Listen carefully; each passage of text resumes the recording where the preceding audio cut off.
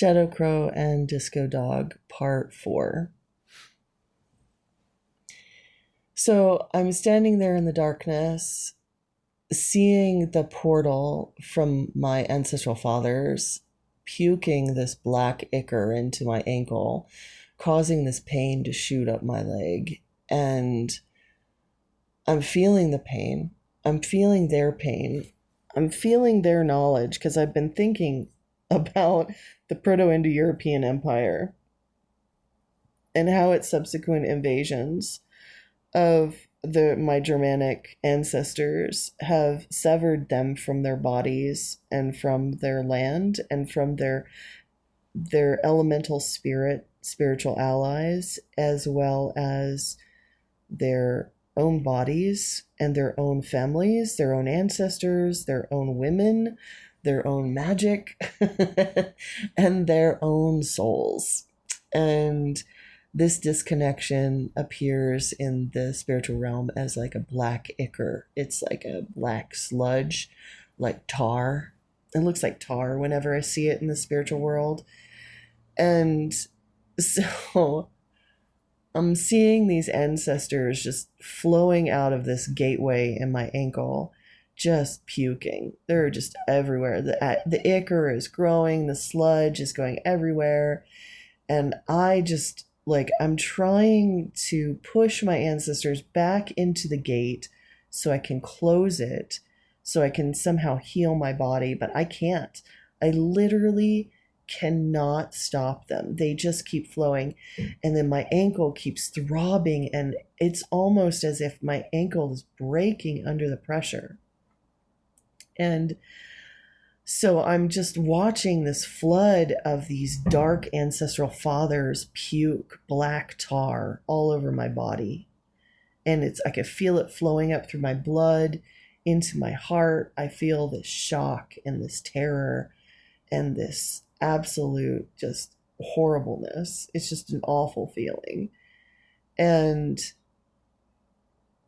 I didn't think about it until later, but yeah, my father, he was born with parts of his ankle and his foot, the bones were fused together. And when he was in the military, when he would jump from airplanes, he would break his feet, and that's why he got discharged from the military, because he kept breaking his feet. And what's really crazy is that I've dated many men who share my distant ancestry of Germanic origin, and they all had foot problems. And so this is like a really common theme. And I've never had foot problems, but all of a sudden I am feeling this ancestral foot problem manifest in my journey trying to get home last night. And I'm afraid. I'm like, should I call a taxi and hobble home? Like, I don't know what happened to me. I didn't twist my ankle. It literally was just this door of darkness opened up in my ankle. And so I prayed to my higher self at that moment. And I was like, I don't know what to do. And my higher self just said, stand there. And I was like, okay. So I stood there. And I started focusing on breathing. And I started focusing on just becoming one with the night. And I looked up at the trees and the stars and the darkness. And I felt the ground beneath me. And with each breath, I sent my consciousness into nature, into reality, into the elemental, into the earth, to the air, the water, and the fire of my body and my blood. And all of a sudden, I hear a flutter of wings, and I look above me. I had at first thought, is that a bat? But no, it wasn't clicking. It was silent. And it was a giant crow, and it flew right over my head. And I was shocked. I was like, I was not expecting a crow to fly over me at night. And then it flies over me again and again. And I'm standing there, and this crow is flying over my head, in all these different directions from tree to tree. And it was so close, I could feel the distortion of the wind from its wings. And it was beautiful.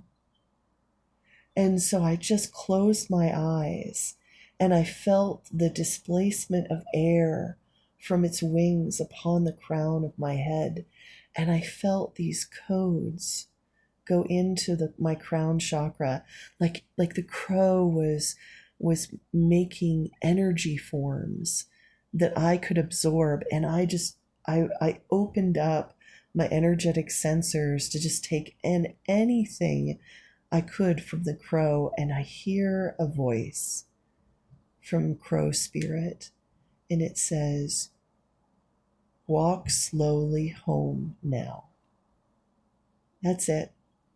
And I said, "Thank you, crow. Thank you, shadow crow that came in the night to help me try to break up these energies that my ancestral fathers are unleashing on me right now." And so I walk down the trail, and I get to this point where I'm close to an apartment complex, and there's a woman who is walking her dog, and she's coming in. She's a beautiful, big white dog, and he had a glowing collar, and it was this beautiful, big, like poodle, labradoodle kind of poodle dog, and just jolly. The dog was just so happy. And I was just tickled that he had a glow in the dark collar. And I happened to remark to her, I was like, "Is that a disco dog?" And she laughed and she's like, "Yeah." He had a little disco collar and he's glowing in the dark and he's got his toy, um and I just was in awe of the dog, and it distracted me from what I was going through with my ankle. And the dog came over and actually, it was really weird, like didn't try to smell me, but leaned his body into me. And I reached down and I felt the warmth of his body, and my hands just like I was meeting the divine in fur and warmth and kindness. The dog didn't say anything. Disco dog was quiet, but I felt his like beautiful, the warmth of his body filled my hands, and my hands began to tingle. And I felt this buzzing go up my arms from the dog. And I said, "Oh, nature is coming to me as the disco dog." And so the disco dog is my teacher. And I say, "Thank you, disco dog. Thank you. Thank you." And I was just in reverence and awe. And the woman, she stops and she's like, "It's really odd. He normally doesn't like strangers." And I was like, "Thank you for speaking to a stranger, disco dog. Thank you." And I pet him and I loved on him, and he just walked around me, just like pressing his body into me.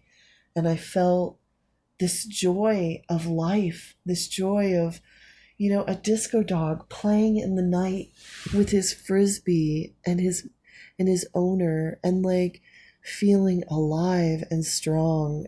And as the woman and the dog walked away, I realized that the pain in my ankle had gone completely.